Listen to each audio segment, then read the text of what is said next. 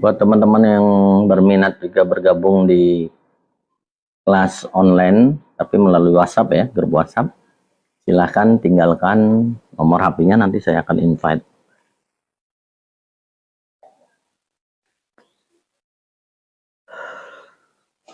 Jadi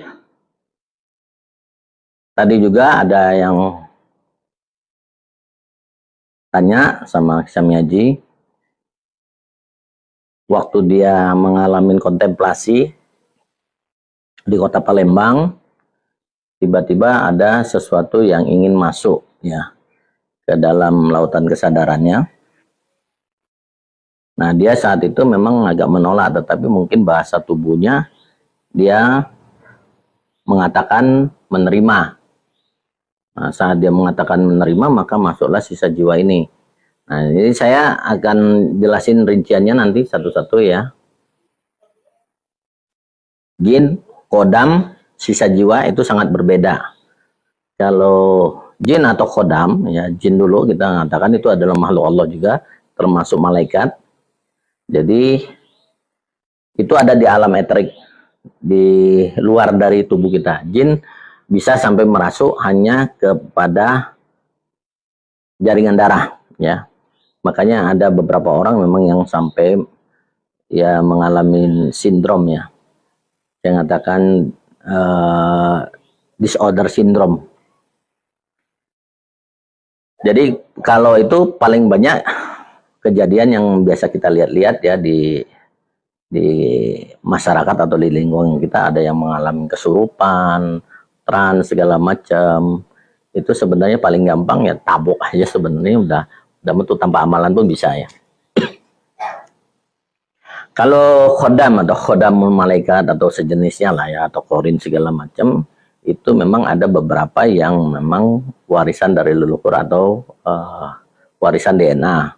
Mungkin di sananya dulunya orang-orang sebelum kita pernah memilikinya, maka dia tetap penjaga, makanya itu disebut guardian angel ya, yang menjaga anak cucu ke bawahnya, karena mungkin dia warisan dari sesuatu yang memang pernah diamalkan atau pernah dijalanin.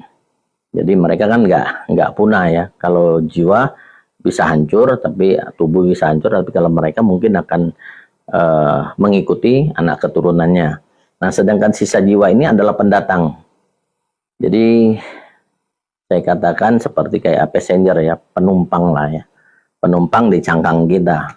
Tapi ini juga sesuatu yang agak fenomenal ya, tidak semua orang bisa. Ada yang memang mencari untuk yang seperti itu, tapi ada juga yang memang didatangin karena mereka lihat mungkin cangkangnya bagus ya, atau punya memiliki tulang bagus, dudukannya bagus, dan energi spiritualnya juga bagus. Ntar saya bagikan dulu ke teman-teman yang lain ya. Ada yang mau nih.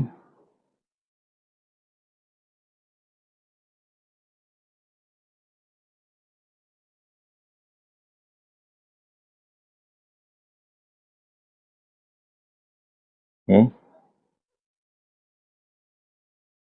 Buat anggota dari grup WhatsApp, saya ucapkan dulu terima kasih sudah hadir di sini, Pak Ardan dan Acok Silo dari Tubaba. Mungkin teman-teman yang lain masih aktivitasnya masih ada ya. Kita lanjut. Jadi ada sesuatu yang memang sisa jiwa itu masuk ke dalam lautan kesadaran. Nah, kita jelaskan dulu di depan sini, ini adalah kelenjar pineal atau kita sebut frontal cortex ya. Jadi ini sebenarnya adalah sensor yang utama untuk dunia-dunia seperti itu, dunia-dunia spiritual. Jadi dia bisa merasakan ini boleh atau tidak. Nah, sebelum dia masuk ke dalam benar kesadaran, sebenarnya di sini sudah ada sensor. Kalau dia percaya, ya, dia sudah mulai membuka. Ya. Kalau dia percaya itu masuk ke dalam RAS dulu, reticular activating systemnya. Jadi di sini juga disaring lagi ini informasi boleh masuk atau tidak. Nah, saat itu ras itu mengizinkan, maka dia akan sambungkan ke critical cortex-nya. Critical cortex ini kan pintu masuk untuk sesuatu informasi yang dia percayai.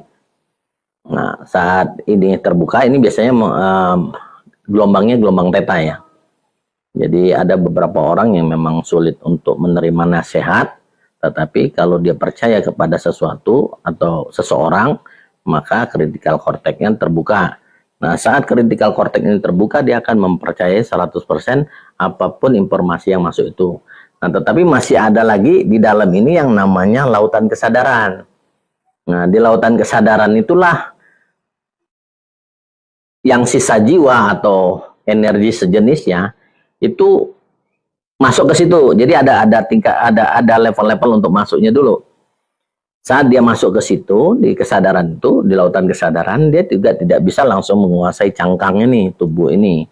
Karena di situ kan sudah ada benteng lagi, yaitu Daluo. Saya ngatakannya Daluo Agung. Memang perkamen atau yang diwariskan dari dulunya, ya ada energi primordialnya di situ. Jadi dia untuk menguasai kita belum tentu bisa. Maka dia hanya memberikan informasi. Nah, ini kehendak, dia memiliki kehendak nih, sisa jiwa memiliki kehendak, sedangkan kita juga memiliki kehendak. Saat dia masuk itu berarti kita sudah 1000% mengizinkan dia untuk masuk ya. Nah, yang jadi pertanyaan itu saat dia masuk bisakah kita keluarkan? Nggak bisa. Kalau dia sudah masuk di lautan kesadaran, saat dia pun kita mau keluarkan belum tentu bisa keluar. Ini belum tentu ya. Bisa keluar dengan satu teknik tersendiri, ya biasanya saya menggunakan teknik pernapasan khusus yang untuk mengeluarkan ini secara paksa. Tetapi untuk yang awam atau pemula, sulit banget untuk mengeluarkan ini. Ya. Nah, saat kapan dia mau keluar? Saat dia sendiri punya kehendak untuk keluar, tetapi belum tentu juga dia bisa keluar.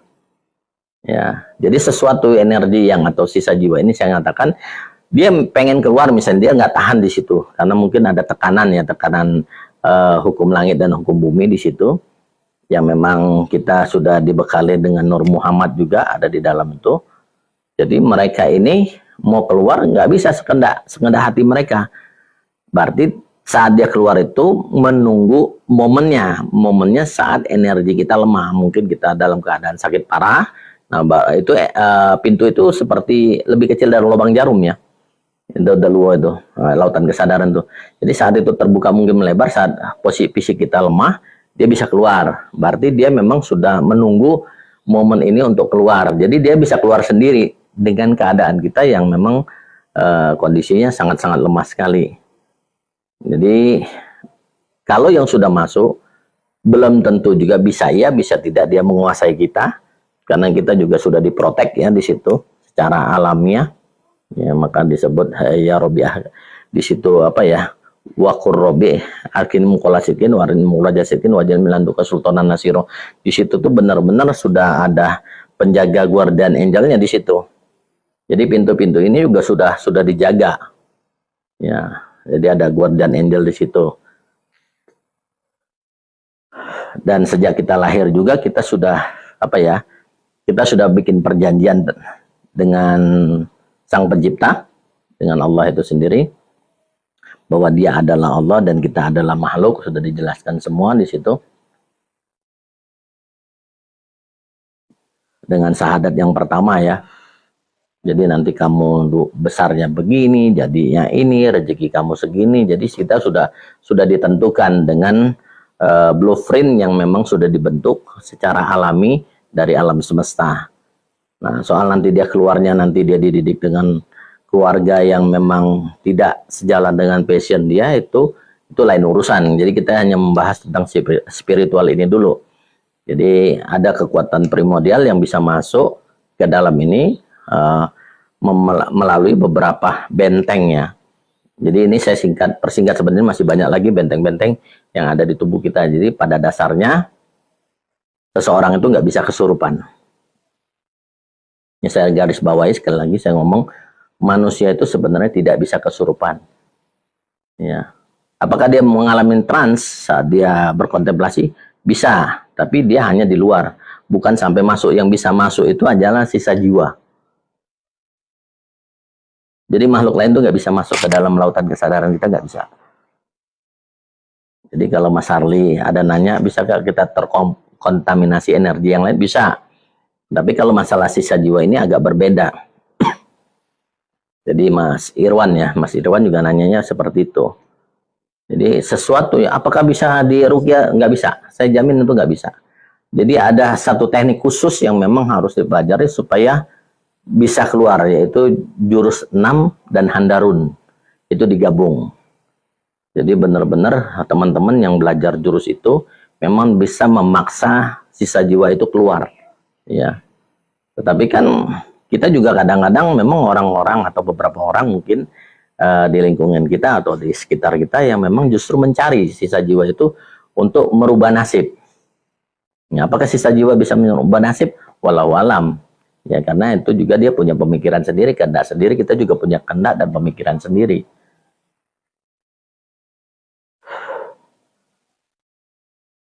Bentar ya. Saya buka di sini dulu. Masih banyak juga sih pertanyaan mereka ini yang nggak bisa saya jawab satu-satu. Cuman ya garis besarnya cuman itu aja yang bisa sampaikan duluan ya.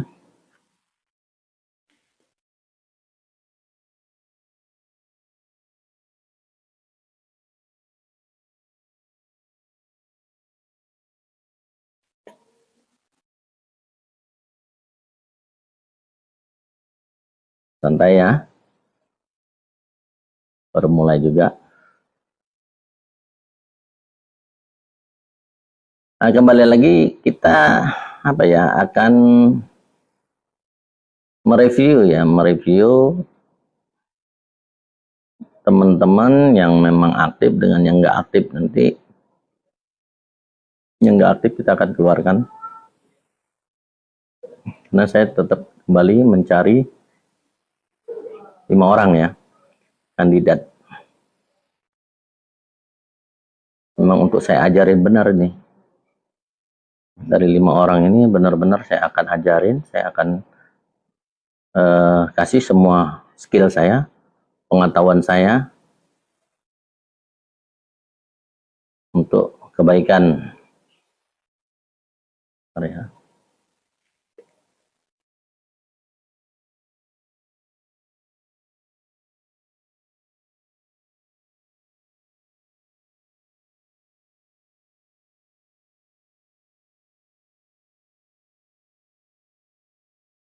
Tadi Pak Ardan kayaknya ada nulis di WA tapi dihapus ya. Saya belum sempat baca itu karena saya memang lagi sibuk. Apa itu Pak?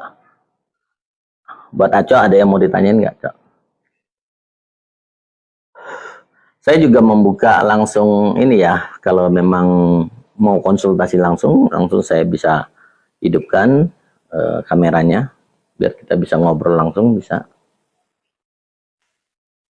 Tinggal kirimkan permintaannya aja, jadi saya bisa langsung sharing bersama gitu ya. Nah, kita kembali lagi kepada sisa jiwa tadi.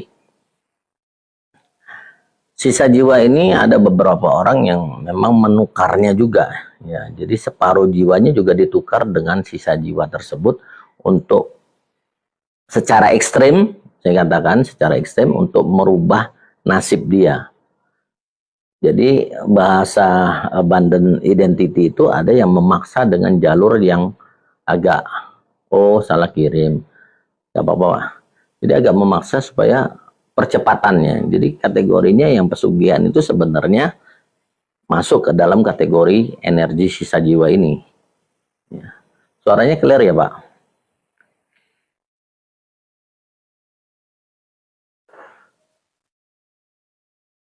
Cok, suaranya clear nggak Cok di sana Cok? Dari video-video sebelumnya ada yang mau ditanyain nggak Pak?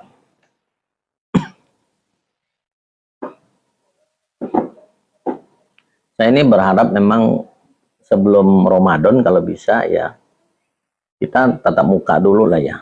Apa memang yang mau diambil untuk kelanjutannya, ya. Untuk kelanjutannya memang apa sih? Apa kita memang cuman pengen mendapatkan ininya aja, ya pengetahuannya aja, wawasannya aja, atau memang mau terjun langsung untuk di bidang kultivator?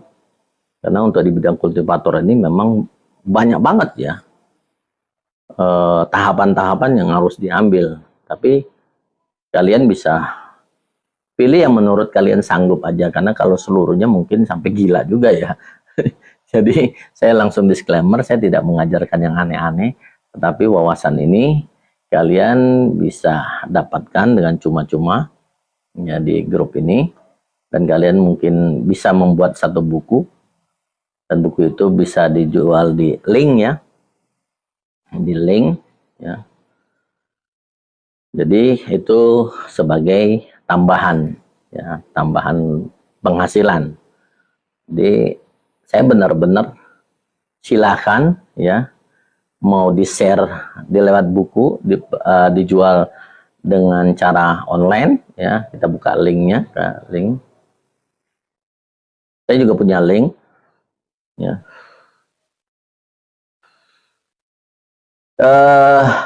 Sangat gampang sekali. Yang pertama memang kita tes dulu ya. Biasanya kita tes dulu dengan yang seperti ini ya. Ini kita biasa aja relax ya. Relax nggak pakai amalan atau segala macam, kita relax ya. Ya kita rasakan dulu energi, karena di depan-depan sini kan kita punya energi nih. Kita rasakan dulu ya. Kalau dia memiliki sisa jiwa, karena dia punya kehendak kan, biasanya dia tidak mau diketahui ya. Diketahui. Ada beberapa orang yang memang tidak tahu ya, bahwa di dalam diri, di lautan kesadarannya ada sisa jiwa yang lain. Tetapi pengalaman saya secara pribadi, sisa jiwa itu kalau masuk kita tahu. Bohong kalau kita nggak tahu.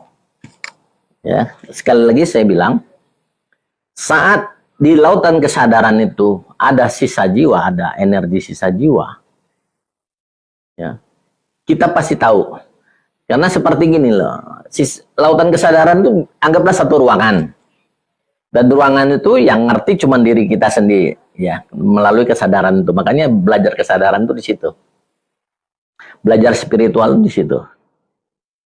Saat ada sesuatu yang masuk ke ruangan itu, ya bohong kalau kita nggak tahu. Nah, yang jadi pertanyaannya, ya, apakah kita tahu ada sisa jiwa atau ada penghuni di dalam ruangan itu, ya. Ya kita karena nggak belajar kesadaran, jadi kita nggak tahu. Kalau sudah dimasukin, ya, dimasukin sesuatu, gitu, di lautan itu, di ruangan. Makanya saya nanti ke depannya ada istilah ruang rahasia. Ruang rahasia di dalam kesadaran itu sebenarnya ruang. Nah, seberapa besar ruangan itu, sebenarnya kita sendiri yang tahu. Nanti bahkan kita bisa mengajak orang masuk ke dalam ruangan itu. Itu yang level kultivasi yang atasnya ya.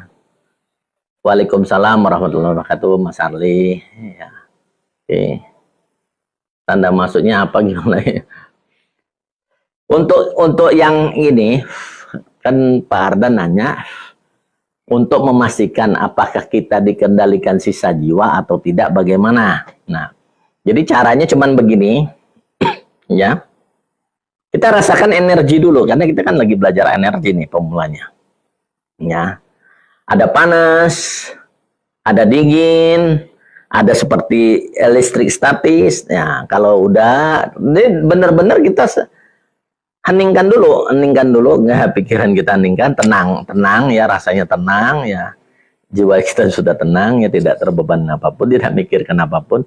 Kita cuman ingin ya, niat ya, melubi niatnya saya pengen tahu ya, apakah saya punya khodam atau saya didampingin jin, atau memang ada sesuatu energi yang saya tidak ketahui di dalam lautan kesadaran, bukan di tubuh ya, lautan kesadaran.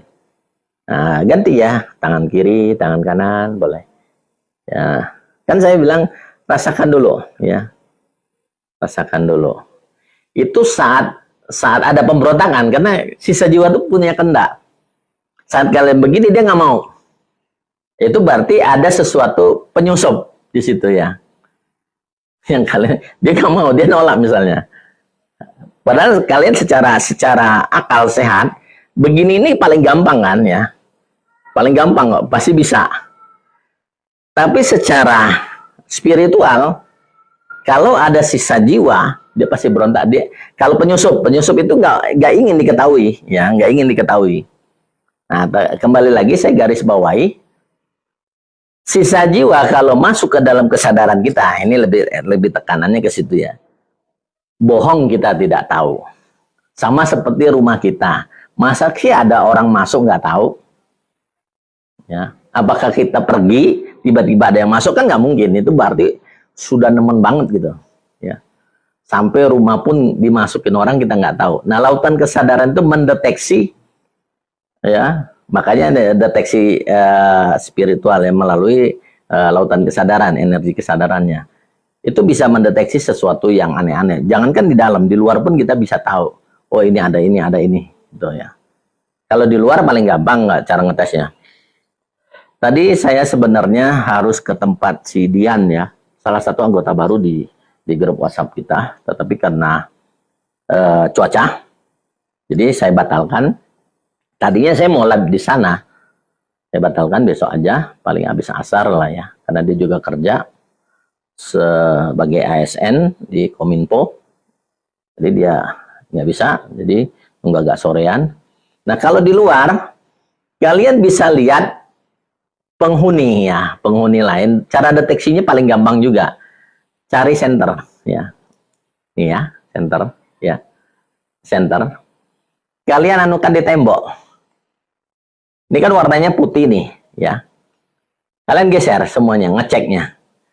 Apakah ada energi lain? Semuanya boleh deteksi. Kalian main aja, biasa aja, nggak usah terlalu serius banget ya. Kalau warna ini merah, tiba-tiba merah, berarti di tembok itu ada energi yang lain. Gampang kan ini ditempelkan banget ke tembok ya, kepalanya. Ini, saya sudah siapkan alatnya sebenarnya. Ya. Kalian bisa jalankan keliling rumah aja. Kalau dia merah atau kuning ya, atau kok tiba-tiba hitam ya, atau rada redup atau segala macam, ya itu kalian bisa tahu sendiri lah ya. Ya. Ini kan putih tuh ya. Tuh, putih. Ya. Tuh agak redup ya. Ini bukan pantulan sebenarnya ini. Ya, ini bukan pantulan ya. Ini saya geser ya. Ini saya geser. Ini bukan pantulan ya. Kalian mungkin lihat juga ya. Ini bukan pantulan sinar ya. Itu aura ya. Tuh. Kita geser ya, dan agak berbeda ya, ya, tuh ya. Mungkin kalau kalian lihat agak berbeda di situ. Oke, kita jauhkan ya. Jadi kalau untuk eksternal kalian bisa gunakan media center, center apa aja ya, itu bisa. Nah kalau ada yang merah, nyantai aja, nggak usah takut, nggak usah apa, ajak Aki ke tempat kalian. Ya, ajak Aki ke tempat kalian. Energi itu, energi spiritual itu selain kita bisa transmisikan ke orang lain bisa transmisi ke kita. Ya. Kita juga bisa menangkap energi-energi seperti itu sebenarnya sumber daya energi ya. Jadi kita bisa menyerapnya melalui teknik kondensasi jantung kalau saya bilang. Itu teknik yang karena memang melalui kondensasi jantung lah kita bisa menarik energi-energi eksternal seperti itu ya, atau energi astral. Saya katakan itu masih energi eterik.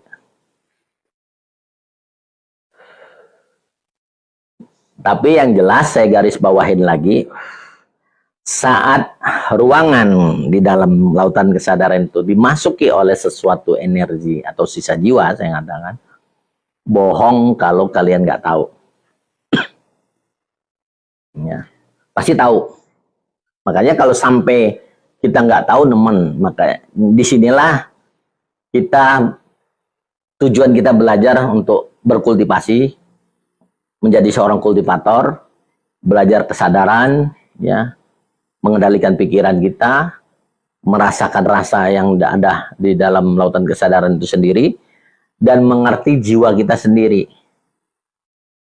Nanti saat kalian sudah deep, ya, kita juga bisa menggunakan teknik past life regression, ya, bisa mengetahui masa lampau, ya. DNA apa aja yang ada di dalam diri kita, itu agak dalam, mungkin di level 2 ya. Jadi yang aktif akan naik level di grup yang kedua, level 2. Yang tidak aktif, ya jangan marah, jangan sakit hati, akan dikeluarkan dari grup. Karena saya cuma mencari 5 orang, ya, hanya 5 orang. Dan ini benar-benar buat penerus ya. Karena mungkin kalian lihat lah ya, di konten atau di sosial media yang eksis, ya, beberapa orang praktisi yang masih eksis itu bisa dihitung pakai jari, ya, yang bukan komersil ya. Kan kebanyakan yang tampil itu punya motif, ya, punya motif. Nggak menyalahkannya juga, nggak medok juga, karena walaupun kita sudah ada guru-guru spiritual atau supranatural, kalian benar-benar harus belajar benar-benar dasar-dasarnya, ya. Kalian mau belajar sama siapa aja silahkan, nggak apa-apa, saya juga nggak dibatasin ya, karena untuk menjadi seorang guru yang benar-benar guru, ya,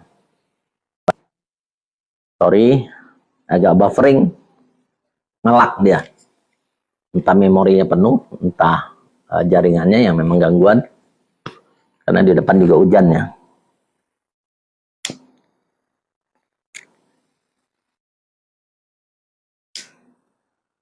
Makanya saya bilang kelas online ini kalau bisa ada tatap mukanya.